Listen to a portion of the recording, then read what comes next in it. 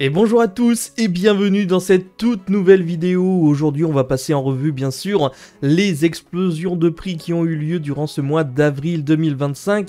Je sais que vous êtes très friands de ce genre de vidéo, bien qu'il n'y ait pas eu de vidéo de ce type là le mois précédent dû en fait au marché qui était un petit peu mort puisque énormément de personnes étaient dans l'attente de la banlist, de leur inscription concernant le championnat de France, et nous sommes peut-être dans le mois le plus prolifique avec avril-mai concernant les cartes Yu-Gi-Oh et le marché, puisqu'avec ces championnats qui arrivent, plus les YCS, l'Europe, etc., plus les Worlds en fin de saison, il y a quelque chose d'énorme qui se passe dans la communauté Yu-Gi-Oh!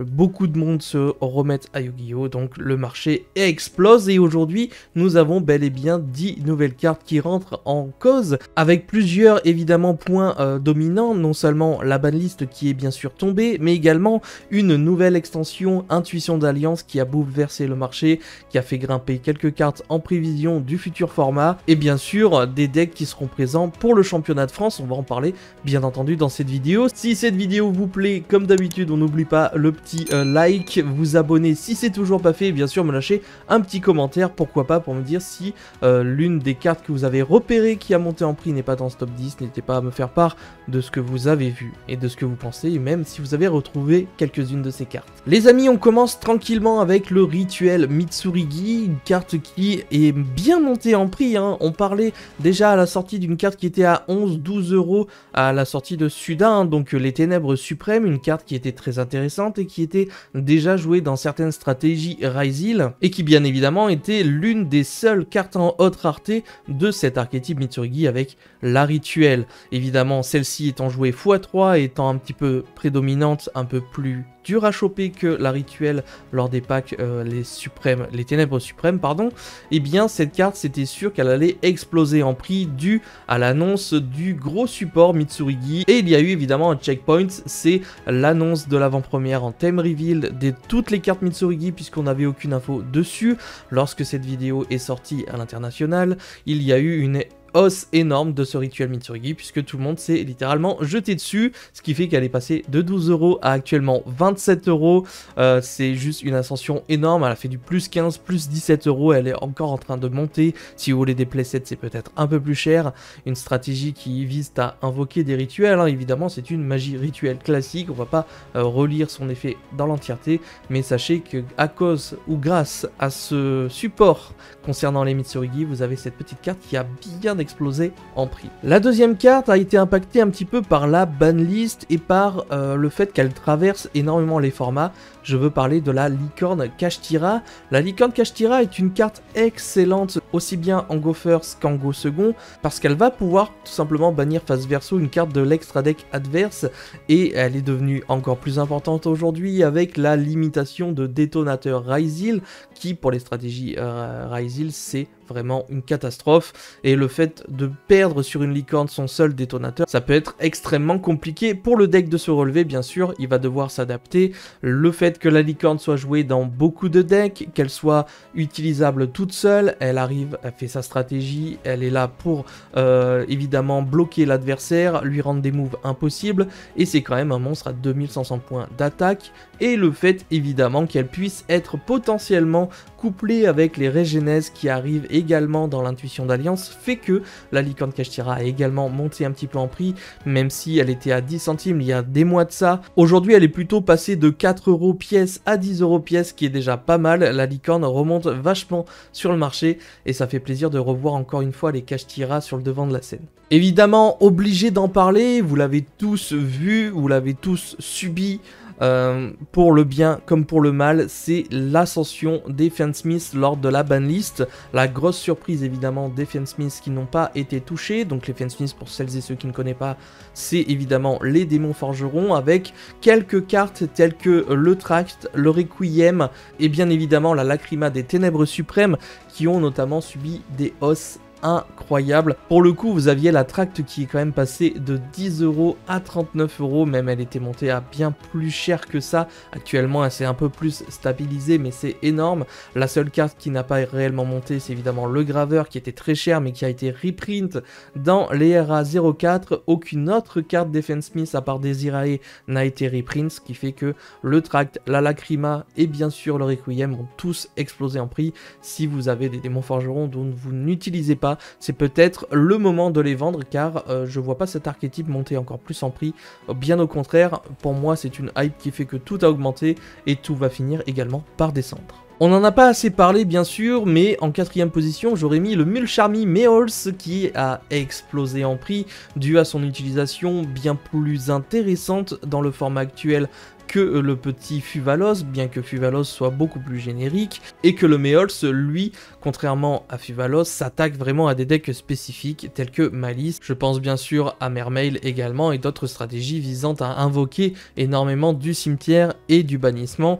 Donc une Entrap qui va revenir sur le devant de la scène ou même tout simplement arriver pour une fois en pole position, ce qui fait que la carte a également explosé en prix. Elle était à 37 € pour un Mulcharmy, ce qui était correct hein, à la sortie. On a eu même Fuvalos qui était à 120 unités. Ici, on a quand même le petit Meols qui est uniquement une carte de side pour le moment, mais qui pourrait être jouée en main, qui est passé du coup de 37 € à 70 € aujourd'hui. Oui les amis, vous ne rêvez pas. Le petit Meols est bel et bien à 70 € unité, et si vous ne comptez pas le jouer, je vous invite une fois de plus à le vendre ou l'échanger parce qu'il pourrait vous rapporter gros. On enchaîne évidemment avec le boss monster de l'archétype Memento, avec ce gros monstre à 5000 qui possède à lui seul de nombreuses negates.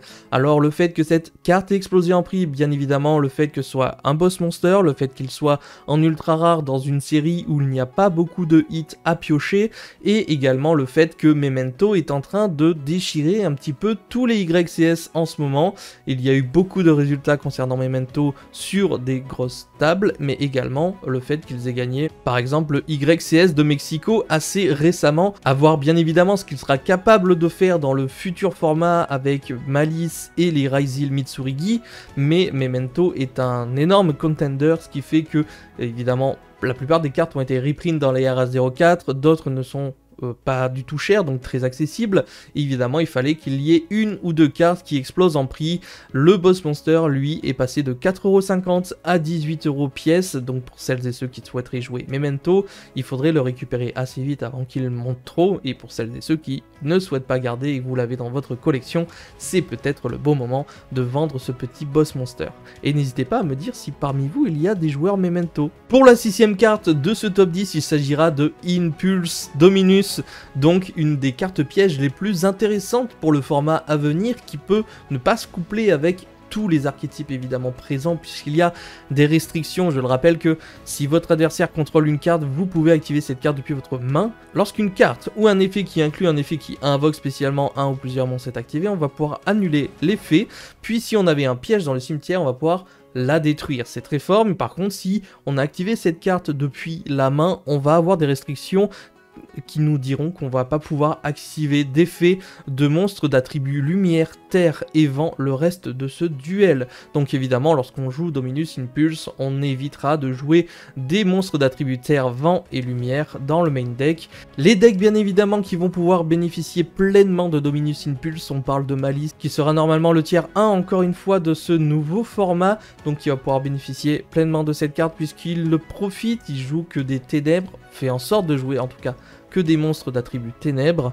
Et après il y a le fameux Fire King qui lui va utiliser que des monstres d'attributs feu, et on sait que par exemple dans la decklist de Dinka qui a encore une fois gagné l'Open, il y avait Dominus Impulse, donc une carte prépondérante et qui a un effet où ça peut être vraiment destructeur sur l'adversaire lorsqu'il est bien utilisé. Et pour le coup, cette petite carte avec tout ce qu'elle est capable de faire est passée de 37 € à 69 € pièce. Donc pour avoir un petit playset, ça risque de vous coûter très cher. Pour la 7ème carte, on va encore une fois parler de cette Open France qui était située à Montpellier. Il s'agira bien sûr de Ulcanix, membre de la cour du roi du feu, qui a été joué par le joueur Dinkabui, finissant en 10-0 avec son fameux Fire King. Il avait déjà remporté le YCS Birmingham, si je me trompe pas, avec ce deck. Il remporte une fois de plus l'Open de France avec Ulcanix, et évidemment lors de ce tournoi incroyable qui a été streamé et qui était regardé par des centaines de personnes, Ulcanix a commencé à faire des effets assez incroyables sur Card Market.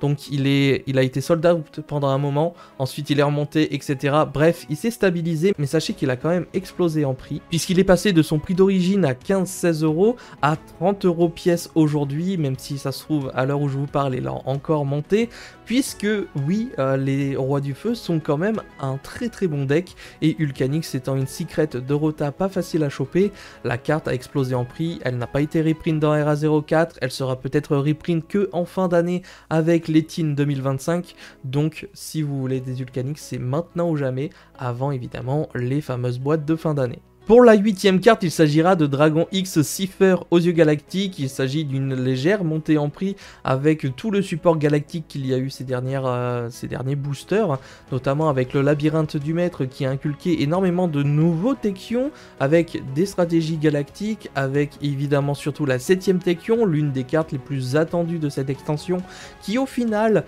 est un peu boudée par les joueurs Ryzeal. On la voit de moins en moins avec évidemment des decklists différents à chaque fois entre Ryzeal Mitsurigi et Ryzeal Fansmith. En fin de compte, on a l'impression qu'il y aura vraiment que Ryzeal pur qui pourra profiter de cette 7ème techion, mais là n'est pas le sujet, puisque on a quand même quelques petites cartes galactiques qui ont explosé en prix et qui seront peut-être très intéressantes dans les stratégies techion, etc.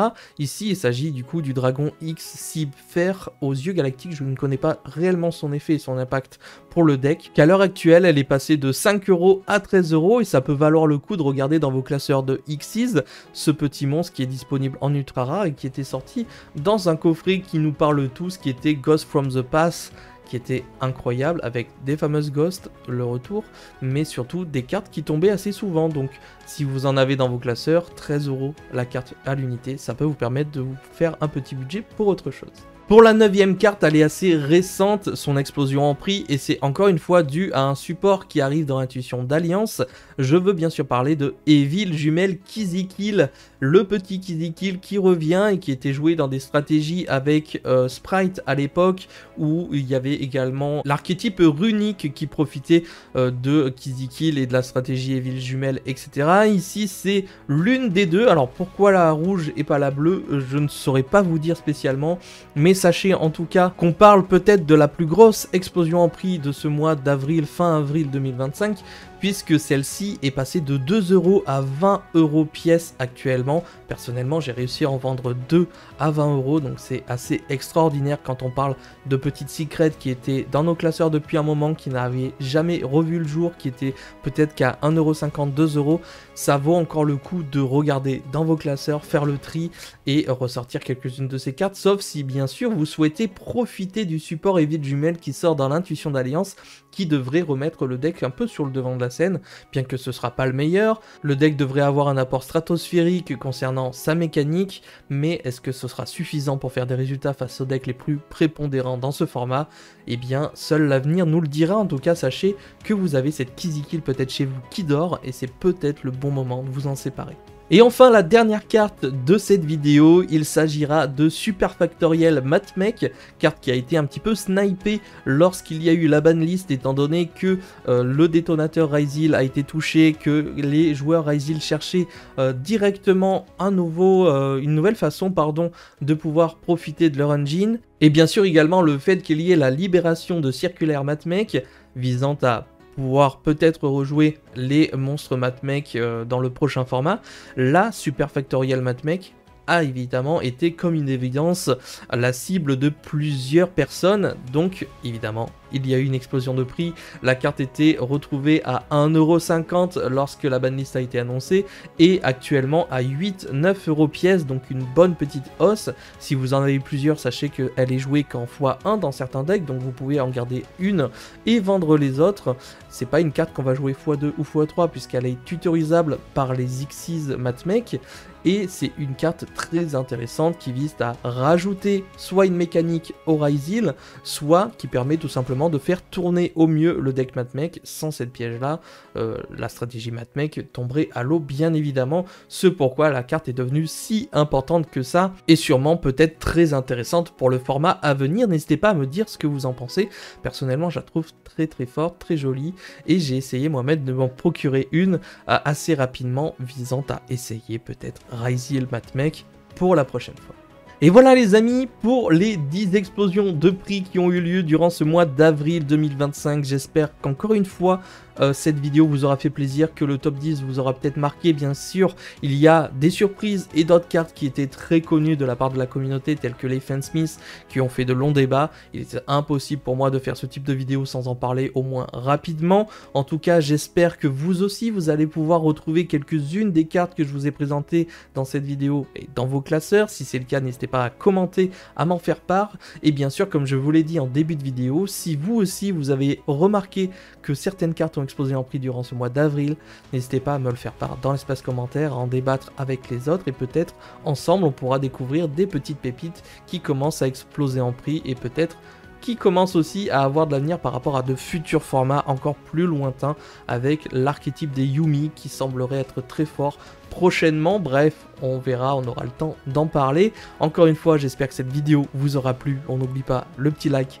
l'abonnement et le petit commentaire. Et je vous donne rendez-vous pour une prochaine vidéo. C'était Yamiro. Ciao les potes.